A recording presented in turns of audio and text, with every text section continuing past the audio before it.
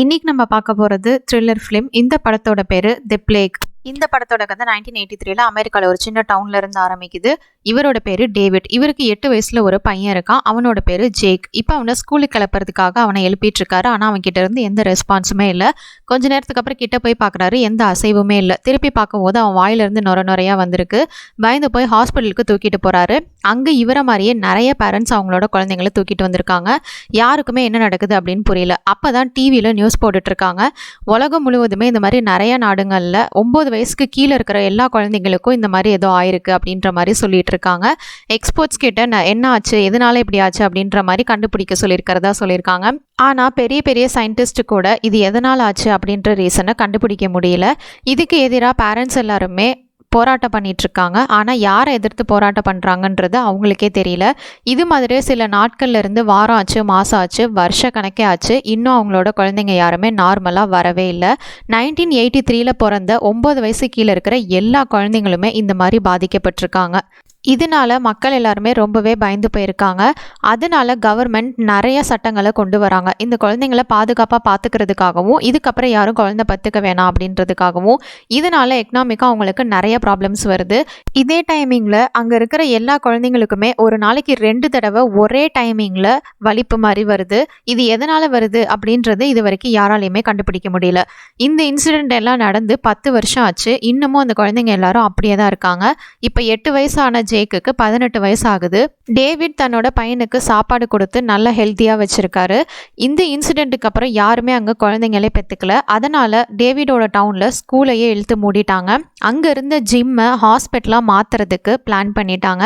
ஏன்னா சில பேரோட வீட்டில் இந்த மாதிரி முடியாத குழந்தைங்களெல்லாம் பார்த்துக்க முடியல அப்படின்னு சொல்லிட்டு ஹாஸ்பிட்டலில் கொண்டு வந்து அட்மிட் பண்ணிடுறாங்க. அங்கே ஜீன் அப்படிங்கிறவங்க தான் டாக்டராக இருக்காங்க. அவரோட எக்ஸ் ஹஸ்பண்ட் தான் இவரோட பேர் டாம். இவர் பாரில் நடந்த ஒரு சண்டையில் ஒருத்தரை கொன்றுவார். அதனால இப்போ ஜெயிலுக்கு போயிட்டு வந்துட்டு இருக்காரு.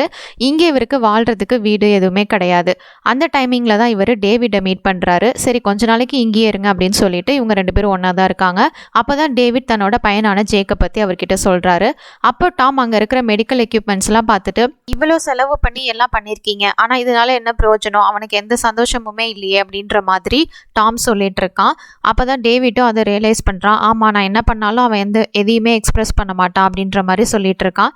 இதுக்கப்புறம் அன்னைக்கு சாயந்தரம் டாம் ஜீனை பார்க்கறதுக்கு ஹாஸ்பிட்டல் போயிருக்கான். நான் பண்ணது எல்லாத்தையும் மன்னிச்சிரு, இன்னும் நான் அவனை லவ் பண்ணிட்டு தான் இருக்கேன் அப்படின்ற மாதிரி சொல்லுவான். ஆனால் இவளை ஒரு கொலைகாரனாக தான் பார்ப்பான். இதுக்கப்புறம் டாம் அங்கே இருக்கிற போலீஸ் ஸ்டேஷனுக்கு போய் ஷெரீஃபை மீட் பண்ணுறதுக்கு போவான். அப்போ அங்கே 2 பசங்களை அரெஸ்ட் பண்ணி வச்சிருப்பாங்க. அவங்க வீட்டுக்குள்ளே அத்துமீறினதுனால அவங்கள அரெஸ்ட் பண்ணியிருக்கிறதா சொல்லுவாங்க. அப்போ தான் அதில் ஒரு பையன் சொல்லுவான், நாங்கள் இந்த இன்சிடென்ட் நடந்தப்போ கரெக்டாக எங்களுக்கு வயசு 9 ஆயிடுச்சு, அதனால தான் மற்ற குழந்தைங்க மாதிரி இல்லாமல் நாங்கள் நல்லா இருக்கோம் அப்படின்ற மாதிரி சொல்லிட்டு இருப்பான். இந்த மாதிரி இருக்கிற குழந்தைங்க எல்லாத்துக்குமே நிறைய காசு தேவை. அதனால அங்கே இருக்கிற நிறைய வீடுகளில் புகுந்து காசு எடுப்பாங்க. அது மட்டும் இல்லாமல் அங்கே இருக்கிற வீட்டுக்குள்ளெல்லாம் போய் அங்கே சுயநலவே இல்லாத குழந்தைங்க கிட்டலாம் பேசிகிட்டு இருப்போம் அப்படின்ற மாதிரி சொல்லுவாங்க. அங்கே கட் பண்ணால் இங்கே டாக்டர் ஜீன் ஹாஸ்பிட்டலில் செக் பண்ணுறதுக்காக வருவாங்க. அப்போ எல்லா குழந்தைங்களுமே எந்திரிச்சு நின்றுட்டுருக்கோம். இவங்களுக்கு என்ன நடக்குது அப்படின்னே புரியாது. அவங்க என்னென்னு பார்க்குறதுக்குள்ளே அங்கே ஒரு குழந்தை இவங்கள அட்டாக் பண்ண ஆரம்பிச்சிடும். இங்கே ஒரு சைடு டாமுக்கு ஏதோ சத்தம் கேட்டு பார்ப்பான். அப்போ டிவியில் எமர்ஜென்சி மெசேஜ் வந்திருக்கும். போய் ஜேக்கோட ரூமில் பார்ப்பான். அங்கே ஜேக் இருக்க மாட்டான். டேவிடோட ரூமில் போய் பார்க்கும்போது அவனோட முகம் நசுங்கி அவன் செத்து போயிருப்பான். அங்கே கொஞ்ச நேரத்திலே ஜேக் வந்துடுவான். வந்து டாமை அட்டாக் பண்ண ஆரம்பிச்சிருவான். இவங்க 2 பேரும் சண்டை போட்டுட்டு இருப்பாங்க. அங்கே கரெக்டாக டாமோட தம்பி சாம் வந்து எப்படியோ டாமை காப்பாற்றிடுவான். ஜேக்கை அடித்து வெளியில் தள்ளி விட்டுருவான். அதுக்கப்புறம் அங்கே என்ன நடந்துட்டுருக்கு அப்படிங்கிறத பற்றி சொல்லுவான். சிட்டியில் எல்லா குழந்தைங்களுமே எந்திரிக்க ஆரம்பிச்சிட்டாங்க. அங்கே இருக்கிற பார்க்குற எல்லாரையுமே கொன்னுட்ருக்காங்க அப்படின்ற மாதிரி சொல்லிட்டு இருப்பான். அப்போ தான் டாமுக்கு ஜீனோட ஞாபகம் வரும். அவள் ஹாஸ்பிட்டலில் தனியாக இருக்கா, நிறைய உடம்பு முடியாத குழந்தைங்க இருக்குது அப்படின்னு சொல்லிட்டு ஹாஸ்பிட்டலுக்கு போகிறதுக்காக டாமும் சாமும் வெளியே வருவாங்க. அப்போ மறுபடியும் ஜேக் அங்கே வந்துடுவான். இவங்களுக்குள்ள சண்டை நடந்துட்டு இருக்கும்போதே திடீர்னு ஜேக்குக்கு மயக்கம் வந்துடும். அவன் கீழே விழுந்துருவான். இவங்க 2 பேரும் அங்கேருந்து கிளம்பி இப்போ ஜிம்முக்கு போய் பார்க்குறாங்க. அவங்க போகும்போதே அங்கே நர்ஸு செத்து கிடக்குறாங்க. அவங்களோட மூஞ்சியுமே ரொம்பவே சிதைக்கப்பட்டிருக்கு. அப்புறம் அவங்க மாடிக்கு போய் ஜீனை பார்க்கலாம் அப்படின்னு சொல்லிட்டு போகும்போது அங்க நிறைய குழந்தைங்க வந்துடுறாங்க. அந்த டைமிங்ல கரெக்டா போலீஸ் ஸ்டேஷன்ல பார்த்து இந்த பசங்க தான் வராங்க. அவங்களோட பேரு கிளிப் அண்ட் கிளாரி. இவங்க 2 பேரும் தான் இவங்கள காப்பாத்தி இப்ப மேல போயிட்டு இருக்காங்க. இவங்க போற வழியில அங்க நிறைய பசங்க இருக்காங்க. இங்க நடக்கிறதெல்லாம் பார்த்துட்டு இங்கேருந்து நம்ம எப்படியாவது சீக்கிரம் வெளியே போய் ஆகணும் அப்படின்னு டாம் சொல்லிட்டு இருக்கான். அதுக்கு முன்னாடி ஜீனியை கண்டுபிடிக்கணும் அப்படின்னு தேட ஆரம்பிக்கும் போதே அங்க நிறைய குழந்தைங்க வராங்க. அப்ப அங்க இருந்த ஒரு ரூம்குள்ள போய் பாக்குறாங்க. அங்க இன்னும் 8 சர்வைவர்ஸ் உயிரோடு இருப்பாங்க. போலீஸ் தான் வந்து காப்பாற்ற போகிறாங்க அப்படின்னு அவங்க நம்பிட்டு இருந்ததா சொல்லிட்டு இருப்பாங்க. ஆனால் இந்த சிட்டி முழுக்க இந்த மாதிரி குழந்தைங்க வந்து எல்லாரையுமே கொண்டுட்டு இருப்பாங்க. அதனால இப்போ போலீஸுக்கே பாதுகாப்பு கிடையாது. இந்த டைமிங்கில் தான் டாமுக்கு ஒரு விஷயம் ஞாபகம் வரும். ஜீன் மெடிசன் எடுக்கிறதுக்காக வெளியில் போகிறேன்னு சொன்னா, அதனால நான் அவளை போய் கூட்டிகிட்டு வரேன். சாம் நீ இவங்க எல்லாத்தையும் பத்திரமா பார்த்துக்கோ அப்படின்னு சொல்லிட்டு டாம் அங்கேருந்து போயிடுவான்.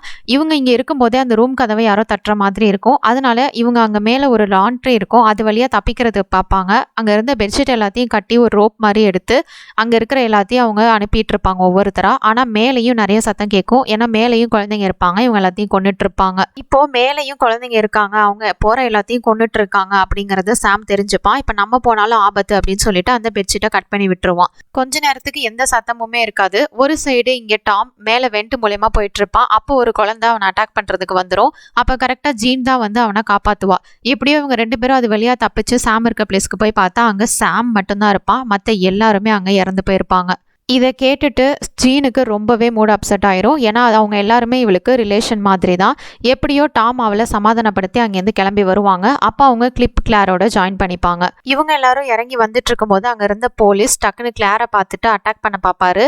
ஏன்னா அவளும் அந்த குழந்தைங்கள ஒன்று அப்படின்னு நினச்சிருவாரு. அதுக்கப்புறம் அவர் அமைதியாகிறதுக்குள்ள நார்மல் குழந்தைங்க வந்து அவரை இழுத்துட்டு போயிடுவாங்க. இந்த இடத்துல இருந்து இங்கே மிச்சம் இருக்கிறவங்க மட்டும் இப்போ தப்பிச்சு வெளியில் போவாங்க. யாராவது சர்வைவர்ஸ் வருவாங்களா அப்படின்னு வெளியில் செரிஃபும் அவங்களோட ஒய்ஃப் நோராவும் வெயிட் பண்ணிட்டு இருப்பாங்க. அப்போ அவங்களோட ஒய்ஃபை பின்னாடியிலேருந்து ஒரு குழந்தை அட்டாக் பண்ண ஆரம்பிச்சிடும். அப்போ கரெக்டாக அவங்களோட ஹஸ்பண்ட் வந்து அவங்கள காப்பாற்றிடுறாங்க. இப்போ அந்த குழந்தை ஹஸ்பண்டையும் அட்டாக் பண்ண ஆரம்பிச்சிருது. எப்படியோ மற்ற சர்வைவர்ஸ் வந்து அவங்கள காப்பாற்றி இங்கேருந்து எல்லாரும் கிளம்பிடுறாங்க. இங்கே நடந்த கலவரத்தில் அவங்க கிளாரை மறந்துடுறாங்க. இதை நினச்சி கிப்பு ரொம்பவே பயந்துட்டு இருக்கான். ஏன்னா அங்கே இருக்கிற குழந்தைங்க எல்லாரும் கிளாரை நார்மல் பீப்புள் மாதிரி பார்க்க மாட்டாங்க அப்படின்ற மாதிரி. எப்படியோ இவங்க சர்ச்சுக்கு வந்துடுறாங்க. அங்கே நடந்த சண்டே சாமுக்கு காலில் பயங்கரமாக அடிபட்டிருக்கு. அங்கே வந்து இவனுக்கு சாமுக்கு ஃபர்ஸ்ட் எய்டு கொடுத்து எப்படியோ அவனை தூங்க வச்சிருவாங்க.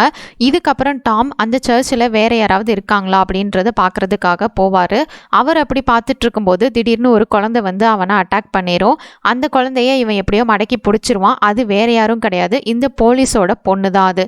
சரி இவளை கொல்ல வேணாம், அவங்கள கட்டியாவது போட்டு வச்சிடலாம் அப்படின்னு சொல்லி கேட்பாங்க. அதே மாதிரி அந்த பொண்ணை கட்டி போட்டு வச்சுட்டு அவங்க இங்கேருந்து போயிடுவாங்க. இதுக்கப்புறம் கிப்பு பாஸ்டரோட ஜேர்னலை ஒன்று பார்க்குறான். அதில் நிறைய இன்ட்ரெஸ்டிங்கான விஷயங்கள்லாம் இருக்குது. இவன் அதை பார்த்துட்டு இருக்கும் போதே வெளியில் பாஸ்டரை அந்த குழந்தைங்க எல்லாரும் பிடிச்சிடுறாங்க. அவனை கிரவுண்டில் உட்கார வச்சு அவனோட ஃபேஸில் இப்போ கையை வச்சா அவன் செத்து போயிடுவான். அவன் சாகிறதுக்கு முன்னாடி நான் தயாராக இல்லை அப்படின்ற மாதிரி சொல்லுவான். இதை பார்த்ததுமே கிப்புக்கு இவனுக்கு ஏதோ தெரிஞ்சிருக்கு அப்படின்ற விஷயம் புரிய வருது. அதனால உடனே அந்த ஜேர்னலை எடுத்துக்கிட்டு டாமுக்கிட்ட கொண்டு போய் காமிக்கிறான். அதில் அவரோட இறப்பை பற்றி அவர் கணிச்சிருக்காரு. அது என்னன்னா, குழந்தைங்க அவங்களோட கையை நம்ம ஃபேஸில் வைக்கும்போது நம்மளோட ஆன்மா அது மூலயமா வெளியில் வந்துடுது, இப்படி தான் நம்ம இறக்குறோம் அப்படின்ற மாதிரி அதில் எழுதியிருக்காரு. அது மட்டும் இல்லாமல் அவங்க என்ன எடுத்துக்கிட்டாங்களோ அதை தான் நமக்கு திருப்பி கொடுக்குறாங்க அப்படின்றையும் எழுதியிருக்காரு. இது உங்களுக்கு என்னன்னு கரெக்டாக புரியல, இருந்தாலும் டாம் அந்த பேஜை பத்திரமா வச்சிருக்காரு, ஃப்யூச்சரில் தேவைப்படும் அப்படின்னு. ஒரு சைடு நோரா அவங்களோட பொண்ணை பார்க்கறதுக்காக அந்த இடத்துக்கு போகிறாங்க. அவங்க இவன் நம்ம பொண்ணு தான், இவன் மறுபடியும் நம்மளை மாறிடுவா அப்படின்னு நினச்சி அதை அவுத்து விட்றாங்க. ஆனால் அந்த பொண்ணு அவங்க அம்மாவை கொன்றுது. அதே டைமிங்கில் கரெக்டாக அவங்க அப்பாவும் வராரு. அவங்க அப்பா அந்த பொண்ணை ஷூட் பண்ணுறாரு. அவர் கையாலே தன்னோட பொண்ணை கொன்னுடுறாரு. மறுநாள் காலையில் பார்த்தா கிளார் உயிரோட தான் இருப்பா. அவள் அவங்க வீட்டுக்கு போய் பார்க்கும்போது அவங்க அம்மா பாத் டப்பில் இறந்து கிடப்பாங்க. இதே டைமிங்கில் டாமும் ஜீனும் நம்ம வெளியில் போய் யாராச்சும் ஆர்மி பேஸ் இருக்காங்களா, சர்வைவர்ஸ் இருக்காங்களான்னு செக் பண்ணணும் அப்படின்னு முடிவு பண்ணுறாங்க. அதனால இவங்களுக்கு தேவையான திங்ஸ் எல்லாத்தையும் எடுத்துகிட்டு வெளியில் போகிறதுக்கு பிளான் பண்ணுறாங்க. வெளியில் வந்து பார்த்தா அங்கே கார் எல்லாமே உடஞ்சிருக்கு. அங்கே இருந்த இன்ஜின் எல்லாமே பிரேக் ஆகிடுக்கு. இதிலிருந்து என்ன தெரிய வருது அப்படின்னா, குழந்தைங்க எல்லாருமே ரொம்பவே ஸ்மார்ட் ஆகிட்டே இருக்காங்க அப்படின்னு. எல்லா குழந்தைங்களும் அந்த ஊரில் இருக்க எல்லா காரையுமே நாஸ்தி பண்ணியிருக்கோங்க, எங்கேயுமே ட்ராவல் பண்ண முடியாத அளவுக்கு. அப்போ தான் டாமுக்கு ஒரு விஷயம் ஞாபகம் வரும். டேவிட்டோட வீட்டில் காரு கேரேஜ்குள்ளே இருக்குது, அது இன்னும் ஒர்க் ஆகிட்டு தான் இருக்கும். அதனால நாங்கள் 2 பேரும் அதை போய் பார்க்குறோம் அப்படின்னு சொல்லுவான். ஏன்னா சாமால் நடக்க முடியாது. அதனால அவங்க சர்ச்சில் அவரையும் அவங்க போலீஸ் ஆஃபீஸரையும் விட்டுட்டு வந்திருப்பாங்க. இவங்க எப்படியோ டேவிட்டோட பிளேஸ்க்கு வந்து அந்த காரை பார்க்கும்போது வெளியில் ஒரு குழந்தை துப்பாக்கி வச்சு நின்றுட்டு இருக்கோம். ஆனால் அது எப்படி ஷூட் பண்ணணும் அப்படின்றது அதுக்கு தெரியாது. அப்போ கரெக்டாக கிளார் தான் வந்து அந்த குழந்தைகிட்ட இருந்து அவங்க எல்லாத்தையும் காப்பாற்றுவா. ஒரு சைடு சர்ச்சில் சாமையும் அந்த போலீஸ் ஆஃபீஸரையும் ஒரு குழந்தை வந்து கொன்றும். இதை பார்த்ததுமே ஜீன் ரொம்பவே மூட் அப்செட் ஆயிடுவா. ஏன்னா அவளோட தம்பி அது. இதை பார்த்து அவர் ரொம்பவே சோகத்தில் இருந்துட்டு திடீர்னு எந்திரிச்சு நான் இங்கே இருக்கிற எல்லா குழந்தைங்களையுமே கொல்ல போகிறேன் அப்படின்னு அவள் கிளம்பிடுவா. உடனே ஜீன் அங்கேருந்து கார் எடுத்துகிட்டு கிளம்பிடுவா. டவுனோட பார்டருக்கு போவா. அவள் அப்படி போகிறதுனால எல்லா குழந்தைங்களுமே டிஸ்ட்ராக்ட் ஆகி அந்த பிளேஸுக்கு வந்துருங்க. அந்த காரை சுட ஆரம்பிக்குங்க. இதனால காரோட டயர் பஞ்சர் ஆயிரும். இங்கிருந்து எப்படியாவது நம்ம போயிடலாம் அப்படின்னு சொல்லிட்டு டாம் கேட்டுட்டு இருப்பான். ஆனால் ஜீன் அதை பற்றி எதுவும் கவலைப்படாமல் துப்பாக்கி எடுத்துகிட்டு வெளியில் போய் அங்கே இருந்த குழந்தைங்க எல்லாத்தையுமே சுட்டு கொன்றுவா. இதுக்கப்புறமாவது டாம் இங்கேருந்து போகலாம் அப்படின்ற மாதிரி சொல்லுவான். அப்போ தான் ஜீன் புல்லட் எல்லாமே தீர்ந்துருச்சு. போலீஸ் ஸ்டேஷனில் ஸ்டோரேஜில் கண்டிப்பாக புல்லட்ஸ் இருக்கும், அதனால அங்கே போய் நான் எடுத்துகிட்டு வந்து இந்த குழந்தைங்களை கொல்லாமல் விட மாட்டேன் அப்படின்ற மாதிரி ஜீன் ஆர்கியூ பண்ணிட்டு இருப்பா. டாம் அப்போ தான் நம்ம ஆர்மி பேஸ்க்கு போயிட்டா கன்னெல்லாம் தேவைப்படாது அப்படின்ற மாதிரி சொல்லுவான். இல்லை நான் கண்டிப்பாக போக தான் போகிறேன் அப்படின்னு சொல்லிட்டு அவர் ரொம்பவே அடமெண்ட்டாக போலீஸ் ஸ்டேஷனுக்கு கிளம்புவா. இவ கூடயே துணையாக கிப்பும் கிளாரும் அவளை ஃபாலோ பண்ணுவாங்க. இப்போ டாம் மட்டும் அங்கே இருப்பான். இவங்க 3 பேரும் போனதுக்கப்புறம் டாம் சரி நம்ம ஆர்மி பேஸை கண்டுபிடிக்கலாம் அப்படின்னு முடிவு பண்ணுவான். அப்படி போகிறதுக்கு முன்னாடி பாஸ்டர் எழுதின அந்த நோட்ஸை மறுபடியும் எடுத்து படிப்பான். அதை படிக்கும்போது தான் இவனுக்கு ஒரு விஷயம் இப்போ புரிய வருது. குழந்தைங்க எல்லாருமே மனுஷங்களோட ஆன்மாவை உறிஞ்சுறாங்க அப்படின்னு. ஆனால் அது எப்படி நிறுத்துறது அப்படின்னு அவனுக்கு புரியல. இன்னொரு சைடு ஜீன் எப்படியோ போலீஸ் ஸ்டேஷனுக்கு போயிடுறா. அங்கே ஆனால் குழந்தைங்க துப்பாக்கியோட வெயிட் பண்ணிட்டு இருக்குங்க. இப்போ அவங்களுக்கு தெரியாமல் டவுட் வராமல் போய் வெப்பன்ஸ் எடுத்துகிட்டு வரணும். அதுக்கு கிளார் தான் போகிறா. அவள் அப்படி உள்ளே போயிருக்கும்போது இவங்க 2 பேரும் வெளியே நின்றுட்டுருக்காங்க. உள்ளே ஏதோ துப்பாக்கி சுடுற சட்டம் கேட்குது. உடனே கிப் பயந்து போய் பார்க்குறான். அங்கே கிளார் துப்பாக்கி சூட்டால விழுந்து கிடக்குறா. இருந்த குழந்தையே கிப் அட்டாக் பண்ண ட்ரை பண்ணுறான். ஆனால் இன்னொரு குழந்தை வந்து துப்பாக்கியால் அவனையே சுட்டுருது. இவங்க 2 பேருமே அந்த பிளேஸில் இறந்துடுறாங்க. இப்போ மிச்சம் இருக்கிறது டாமும் ஜீனும் மட்டும்தான். இப்போ எப்படியோ டாம் ஜீனை கண்டுபிடிச்சு அந்த பிளேஸுக்கு வந்துடுறான். அவள் நிறைய குழந்தைங்களால் சூழப்பட்டிருப்பா. எப்படியோ அவளை அங்கேருந்து பொறுமையாக வெளியில் கூட்டிகிட்டு வருவான். இவங்க வெளியில் வந்து பார்த்தா இவங்க வரதுக்கு போகிறதுக்கோ எந்த வெஹிக்கிளுமே இருக்காது. இவங்க நடந்தே போகலாம் அப்படின்னு முடிவு பண்ணும்போது அவங்கள சுற்றி நிறைய பேர் சூழ்ந்துருவாங்க. இந்த மாதிரி குழந்தைங்க சூழ்ந்தோன்னே டாம் ஜீனை கீழே உட்கார வச்சு உன்னோட வாழ்நாளில் நடந்த சந்தோஷமான நினைவுகளை மட்டும் பற்றி யோசி அப்படின்னு சொல்கிறான். சொல்லிவிட்டு அந்த குழந்தைங்களை பார்த்து நான் தயாராக இருக்கேன் அப்படின்ற மாதிரி சொல்கிறான்.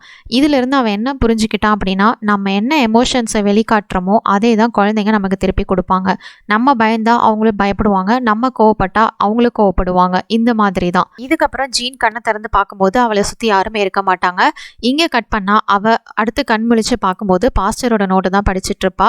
அடுத்து இவளை சுற்றி எல்லா குழந்தைங்களுமே நின்றுட்டு இருக்கோம். ஆனால் இவர் ரொம்பவே நம்பிக்கையாக வீட்டுக்குள்ளே போவா. அதுவும் கதவை திறந்து வச்சுட்டு அந்த குழந்தைங்க மேலே அவன் நம்பிக்கை காட்டுவா. அதனால அந்த குழந்தைங்களும் எதுவுமே இவளை செய்யாது. இதோட இந்த படத்தோட கதை முடியுது. இது மாதிரி வேறு ஏதாவது படத்தை பற்றியோ சீரியஸை பற்றியோ நான் பேசணும்னு நினச்சிங்கன்னா மறக்காம கமெண்ட் செக்ஷன் லீவ் பண்ணுங்கள். Until then tata bye bye from உங்கள் தமிழ் பொண்ணு.